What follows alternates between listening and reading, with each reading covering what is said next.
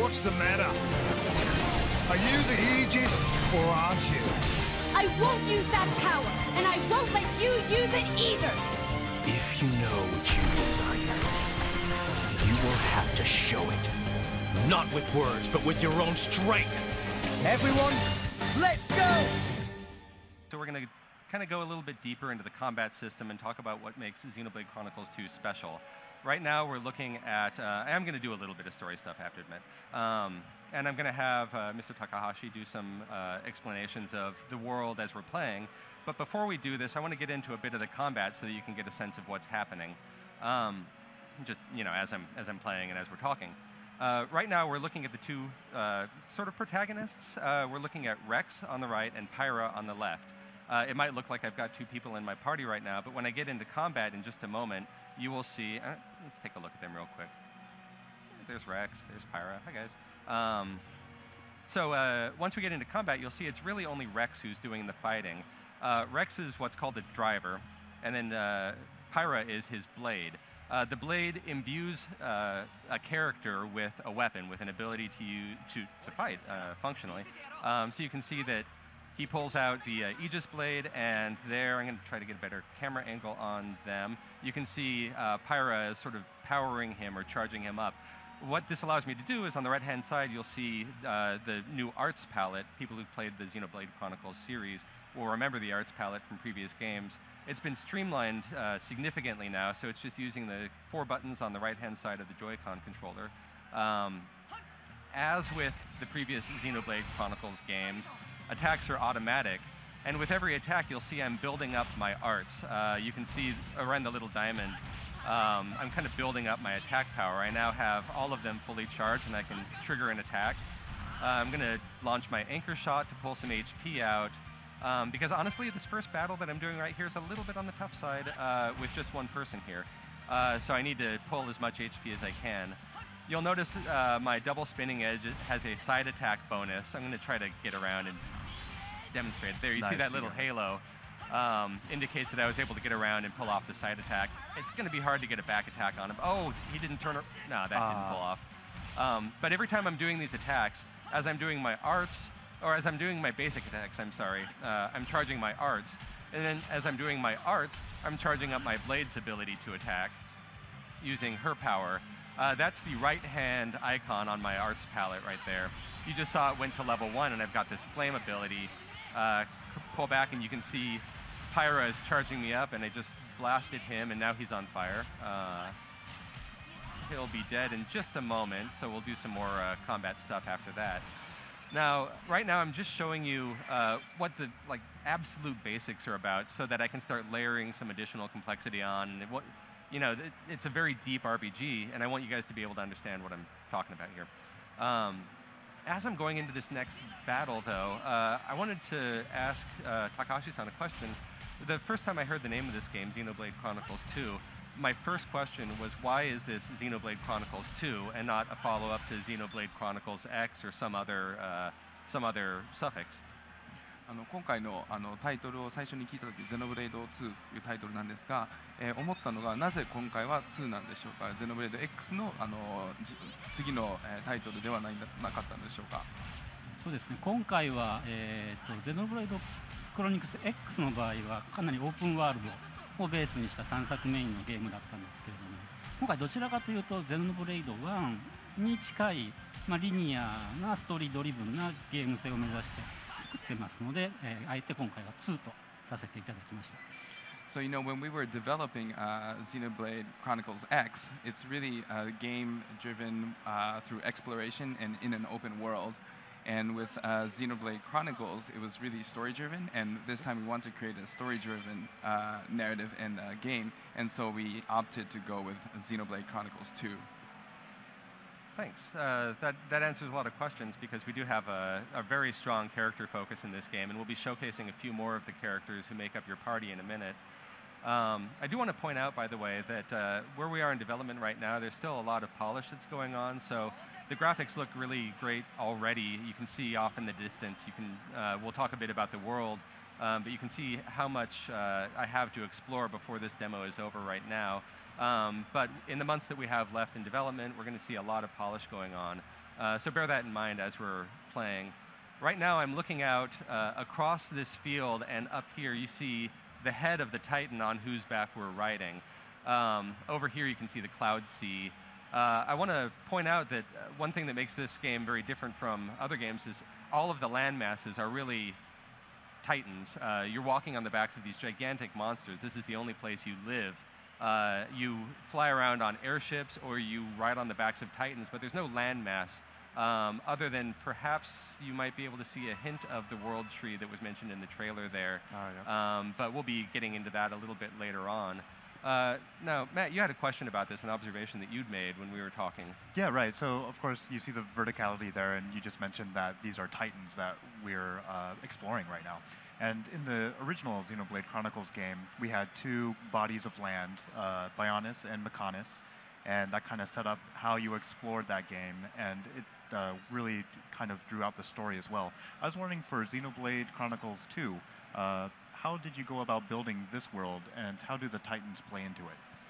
ゼノブレード1では鬼神と巨神っていうところでストーリーが繰り広げられたと思うんですが、今回はどういった形でこの巨神獣っていうのはストーリーに関わってくるんでしょうか。そうですね、今回は、かなり今までよりもかなりストーリーの根幹に関わってくる存在として、このアルスという、生物がいます。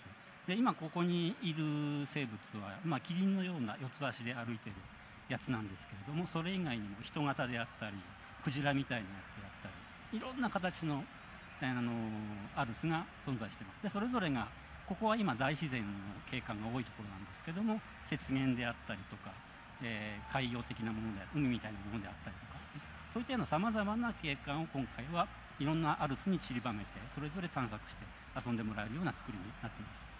And so I think you will notice as you play this game that these Titans really play an even more of a core role in the game and the story itself.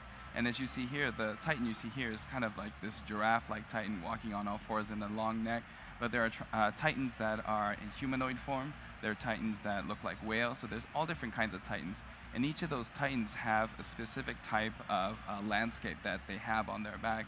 So like you see here, there's this one has a lot of lush greenery, and you'll see other Titans may have a snowfield. Other ones are just water-based.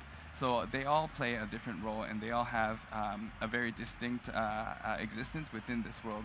And I think that you'll find it fun exploring, and that's really a big part of the story. Awesome. Thank you very much. Now, I've been holding off on getting into more combat because I want to show off another element of the game. I mentioned that Pyra is Rex's blade, but I actually have another blade with me here, Fudor, and I'm going to conjure forth a new blade. Earlier in the battle, my very first battle, I picked up this core crystal right here. I used this core crystal to pull out new blades. When I summon a new blade or conjure a new blade into existence from these core crystals, they bring with them a new weapon type. And then I get access to new arts. And I'll talk a little bit more about that too, but I wanted to ask Mr. Takahashi to explain a little bit about the relationship between blades and drivers and where that came from.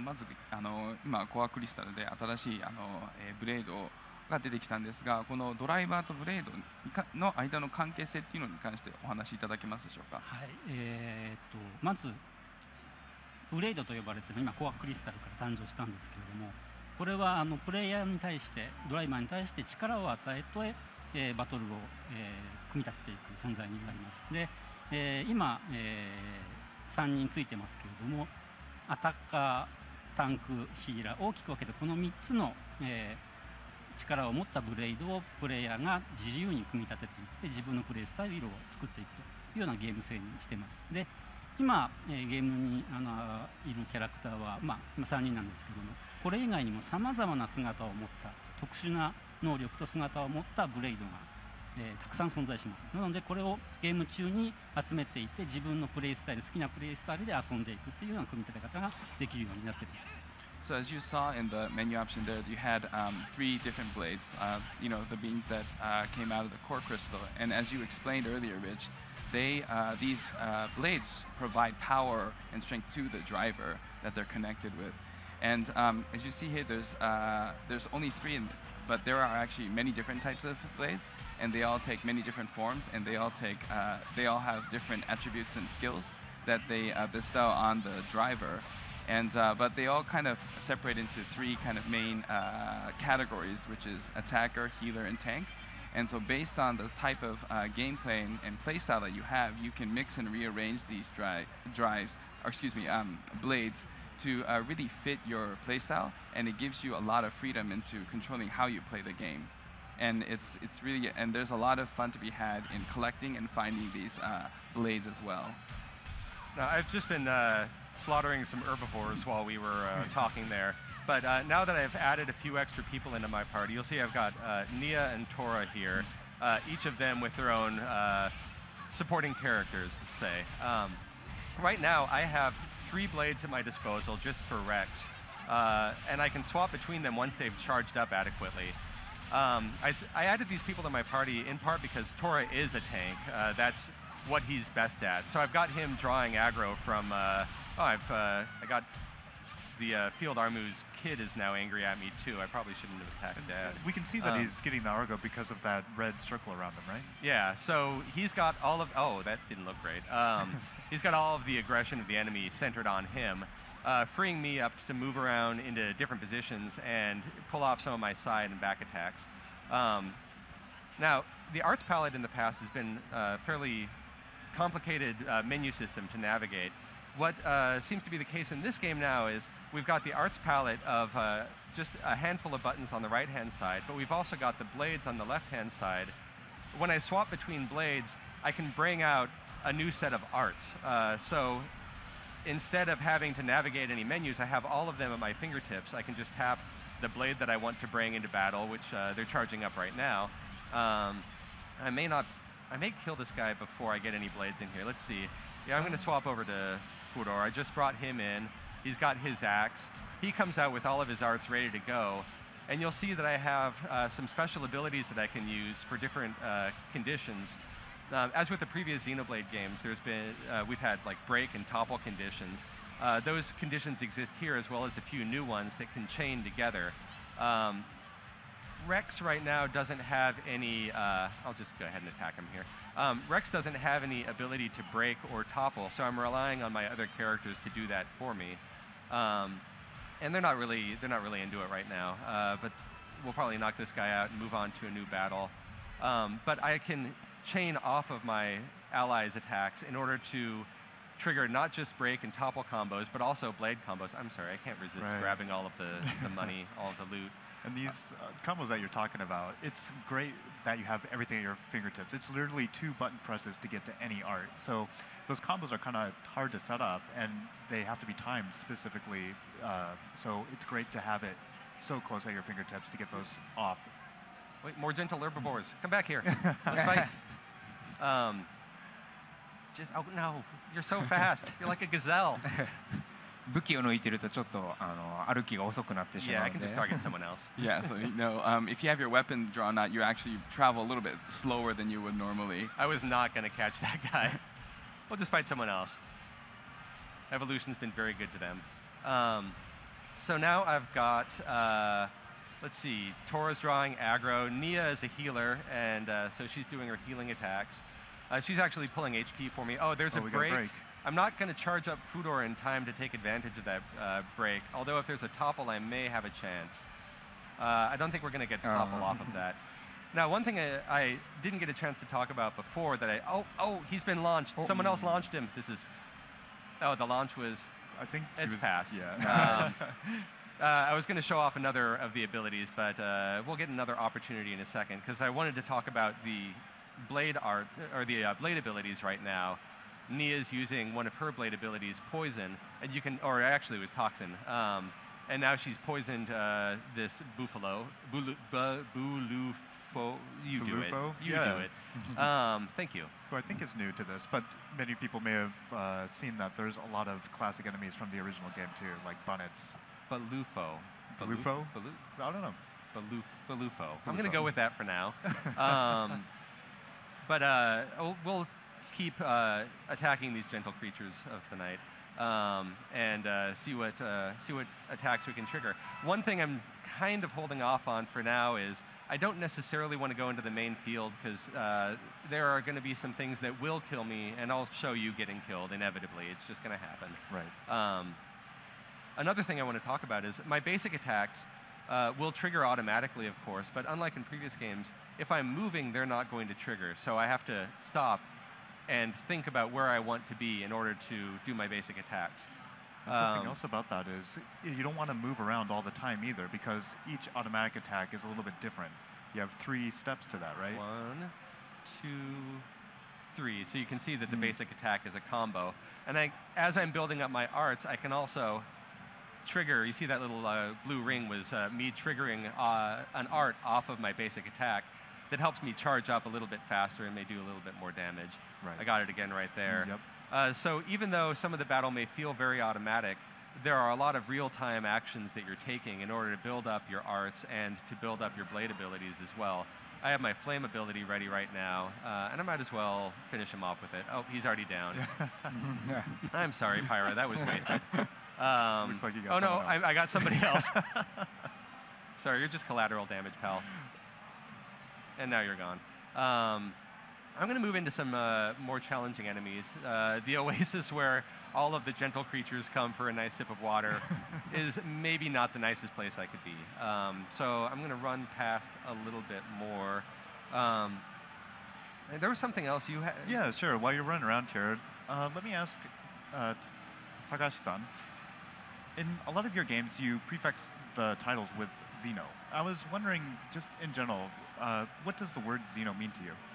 高橋さんが作成されているゲームの中でゼノっていう言葉がよく使われるんですが、そのゼノっていう言葉は高橋さんにとってどういう意味を持っているんでしょうか。はい、ゼノという言葉自体が異質とか異なるとか、そういった意味があったと思うんですけれども、僕ら普段他の人と一緒に暮らしている時にみんなそれぞれ違うわけで、性格が違かったりとか生まれが違かったりで、それっていうのはなんていうかな、生きていく上でドラマになります。で、そういったドラマの部分をゲームの部分にもうまく落とし込めたらいいなと思って常に、ゼノというタイトルをつけるようにしています。So the word Xeno really means like something different or something kind of not familiar. And I think in life when we're living, you meet different people and they have different personalities, different backgrounds. And it's the drama between the interaction between those people that create the drama of life. And I thought that it would be great if I can drop that drama into video games. And that's why I add Xeno to a lot of my games. All right. Awesome. Thank you very much. Now, I went over and attacked this much more ferocious series of Ferrises. And they're pack animals, so they started calling in their buddies. And so this battle's going on a lot longer now. Do a little area of effect, attack, see if I can... Is anyone going to be able to topple him, though? That's the real question I have. Because I want to hang out here and see if I can pull a topple combo out of this. Oops, I did that a little bit early, but it was still all right. Now I've triggered the chill effect. You can see the chill bars slowly trickling down. If I were to pull off another, down he goes. If I had time to pull off another blade art, you would get a chance to see one of those blade combos. We will have an opportunity to demonstrate that as we get deeper into this level. But for right now, you look big. Oh, yeah. Yeah, and you're angry. Oh, good. I don't feel so bad attacking aggressive animals. One thing I want to point out that's really interesting about this take on the Xenoblade, the familiar elements of Xenoblade, in the previous game, for example, you had the ability to identify how aggressive an enemy was and how they would spot you. You could see the little eye to indicate that they had a visual range, or you would see whether they were detecting you by sound.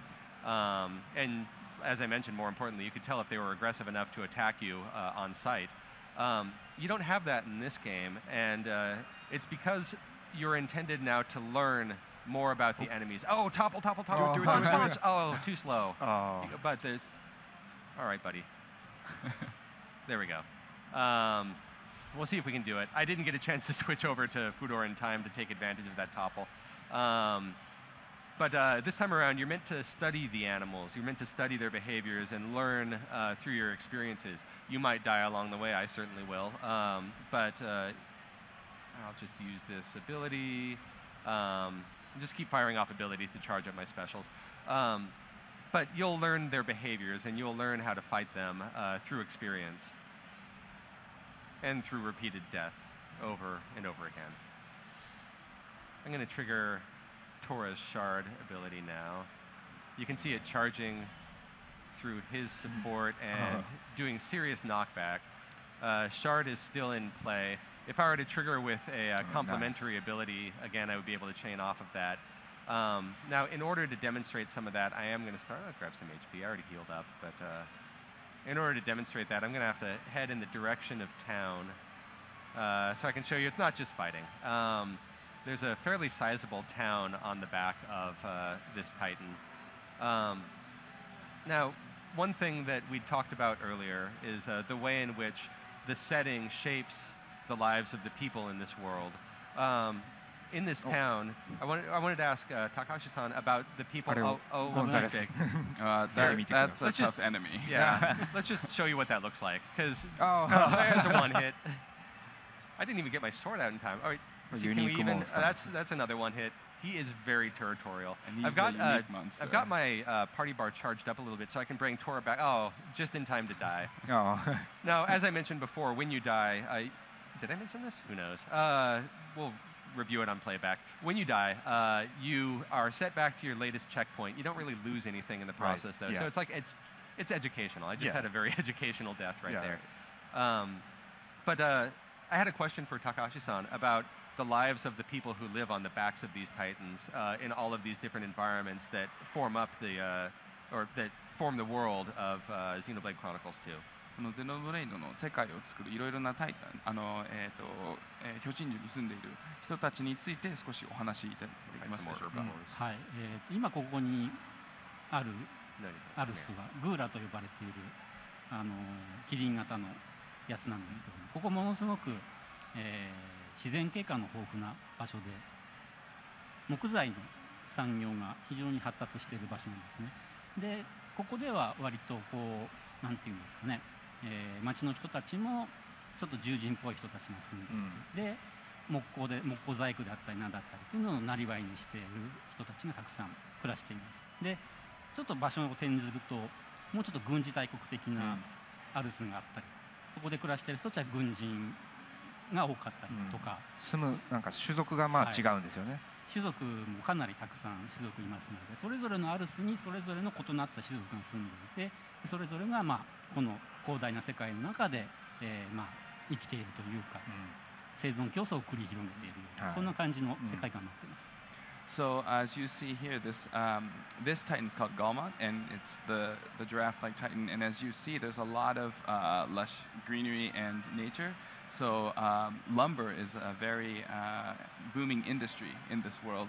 And so once you go into town, you'll see that there's a lot of humanoid characters, people that live there, and they make a living out of doing woodcraft. And but if you go to, say, a different Titan, there are other ones that are more militaristic in nature, and each Titan has a different set of species that live there and have a different lifestyle that they live based on. And this world is created with a lot of diversity in terms of Titans and the species and the lifestyles that everybody has. You can see there's a bit of a lumber storage yard here. There's a lumber company. The massive toppled trees here. One other thing I want to point out, you've probably already noticed, there's a day-night cycle in the game. We're just fighting our way through a really rough evening. So there is a day-night cycle, there are weather cycles, but because we're in this sea of clouds, basically, this sea also has a tide, and the clouds will rise and fall and ebb and flow with the passage of time.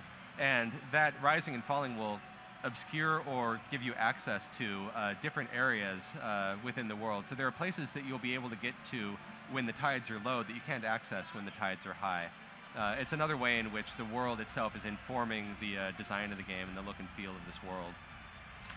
Another thing I really liked about the very first game is when it went through those day and night cycles, it kind of had the same theme music, but it changed a little bit depending on when it was, and that's back for this game, and I'm really glad because I love the music in these games. So we're going to take a quick walk through this town, just so that you can get a sense of the scope of the world and the number of activities there are in each place. And also, I want to show you something over here. Again, this is very much a story of Rex and Pyra and his allies, very specifically. And at this point, we are... there we are. We're wanted men. We've got mugshots. I don't know where they got those mugshots. And we've got another driver right here who's studying them. He hasn't noticed us yet. No, not yet. But why give him a chance? We noticed him. Oh, it's you. Hey, wait, you're the guys from the pictures. And you'll notice he has his own blade there as well. And Tora's drawn his aggro, so he doesn't even notice me. Tora didn't even have his own mugshot up there yet, so he may not even understand what this battle's about. Don't turn around. いっぱいこういうキャラクター出てきまして、牢屋に囚われているものすごく強いユニークなドライバーとブレードなんかもいますので、もちろんそういうの戦うと美味しいアイテムとか手に入りますので、ぜひいろんなところにいるやつら見つけてチャレンジしてほしいな。And you'll find that there's a lot of unique and interesting characters in this world. And for example, there's a really powerful driver in a blade that's locked up. And if you decide to challenge him, obviously, if you're able to defeat the character, then you get great items back. But it's a lot of the fun can come from discovering and getting to know these characters and battling with them as well. Now, one thing before I get too far into the city, I wanted to show off. You don't have direct control over your other party members in a regular combat, but you can swap between them. So I just wanted to swap over to Nia, who's riding on the back of her blade. She's a very cat-themed character. You can see her ears. So you do have opportunities to swap between the different characters. And I'm going to get into a battle over here. I mentioned that she's a healer. I just want to show you what that looks like with her blade arts. ニアだけ特別にね、このトラの白虎っていうキャラに乗れるんですけど。So Nia's got a special blade where she's actually able to ride him. And it looks great on the field as you're riding on Bladeback through the battlefield. So fight a few more rabbits, I think, just to thin the population. They grow like rabbits. So you can see her arts are a little bit different. She's got a full heal art that's super useful. She also has an HP potion art.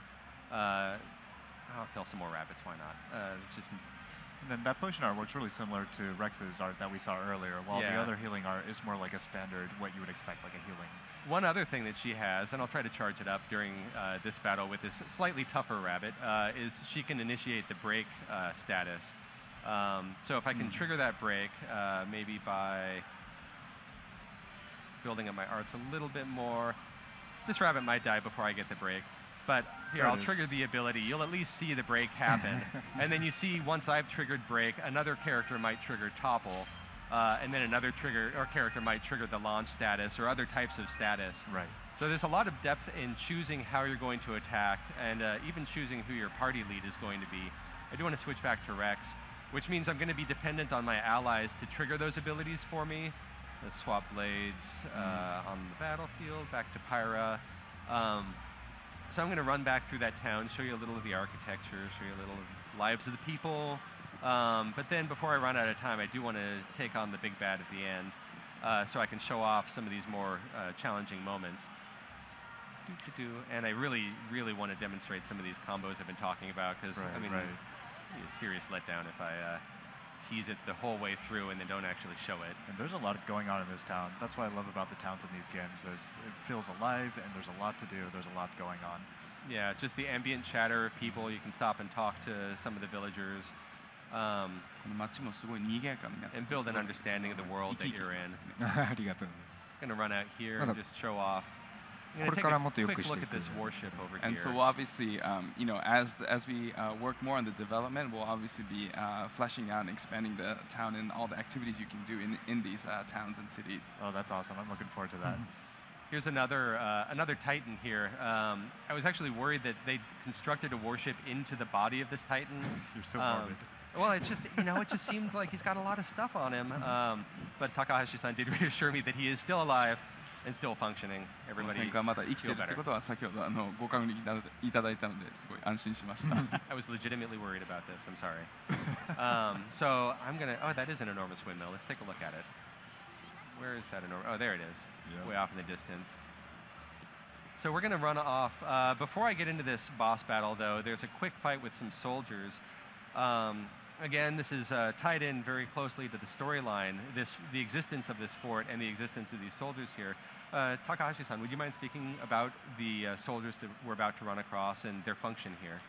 これから軍人みたいなキャラクターと戦闘が始まるんですが、そこについてストーリーに少しお話しいただけますでしょうか。そうですね。今ここにいる人たち、兵士たちはスペルビアと呼ばれている国の兵士たちなんですけれども、帝国兵ですね。はい、スペルビアのアルスはもちろん別の場所にあるんですけど、今ここのグーラというところを占領している軍隊なんですね。なので、あんまりそんなに町の人たちと仲はよろしくない、特にレックスたちとはちょっと敵対関係にある、勢力になります。So these soldiers here are actually Imperial soldiers from a different Titan, and they've actually come and invaded Golmod. And so the locals aren't really happy about that, and they're kind of in a position where they're kind of enemies of Rex and his party as well. And that's the kind of setup that we have going on here. We're making short work of them, though, with our party all together. Yeah. Their attack rod is all that's left. Rot. Made short work of that crew, which is good because with the time that we have left, that might be enough time to beat or be beaten by this upcoming enemy inside of the warship. Well, I do want to your stop combos him. off. I do need to Oh yeah, sorry. look around. もちろん戦艦にもシームレスに入っていけるっていうのがこのゲームの特徴かなと思い And ます。 I also think one of the great features about this game is that even going into the airship is very seamless. There's no loading and transition. You just go right into it. Yeah, and the airship itself is vast. I mean, this cargo room that we're fighting in is 今回はちょっと tremendous. ここだけでお見せするってことになるんですけ You ど、 know, all we can show is this section, but it really is massive. 今回のライブ用に用意したちょっと専用のボスっていうところを楽しんで見ていただければ And I な。 hope you enjoy the boss that we've selected to show here on Treehouse Live. Get some nice camera angles on him. He's going to stomp us. Okay. I want to switch back to Pyra. I'm going to talk through my strategy a little bit. I'm going to switch back to Pyra so that I can charge up my arts,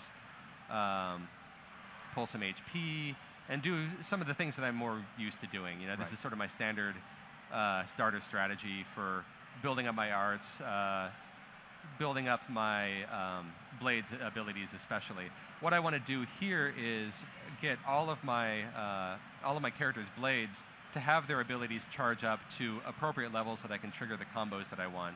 Right. So I'm not going to use Flame or Toxin or Shard right now.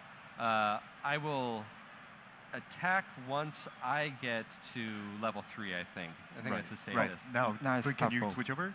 Do I have time? I didn't have time. You 間 got に合 to... わなかった。 All right, Oh, I wow. want Rich to get this combo off, so I'll talk a little bit more about what we're trying to accomplish here. We have 2 combos that we're trying to get done, maybe. One is the driver combo, which is what we are about to attempt.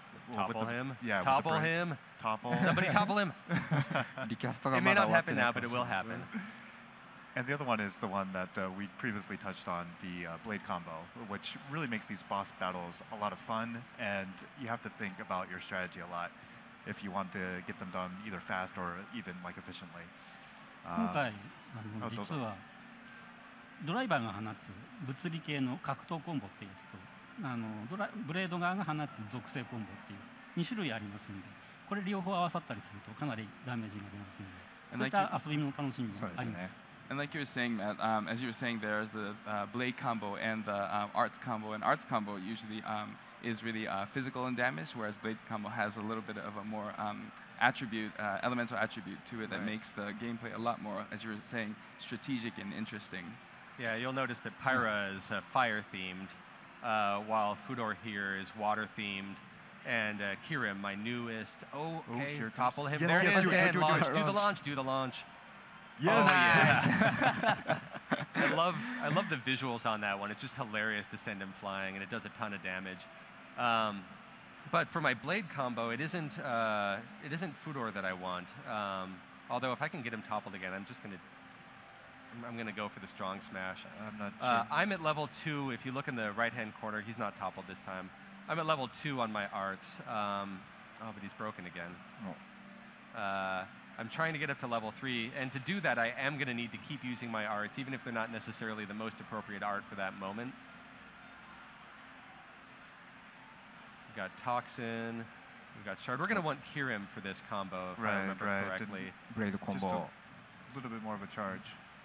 So let's switch over to Pyra, who's ready, because I can pull off some more HP, get my arts going. I'm not going to worry too much about trying to do the breaks and topples right now, because I really want to race my way to the level 3 art, or the level 3 blade ability. And something that people can look forward to is the launch is not even the end of the combo. There's more after that. So yeah, it's just that's the end of what we have at our disposal right now. Oh, and ready to go. We got toppled. Okay, I'm ready to go. Going to switch over to Kirim so that all my blades are in place. Thank you for the heads up on that. I'm so caught up in the battle. So we're going to fire off with Toxin first.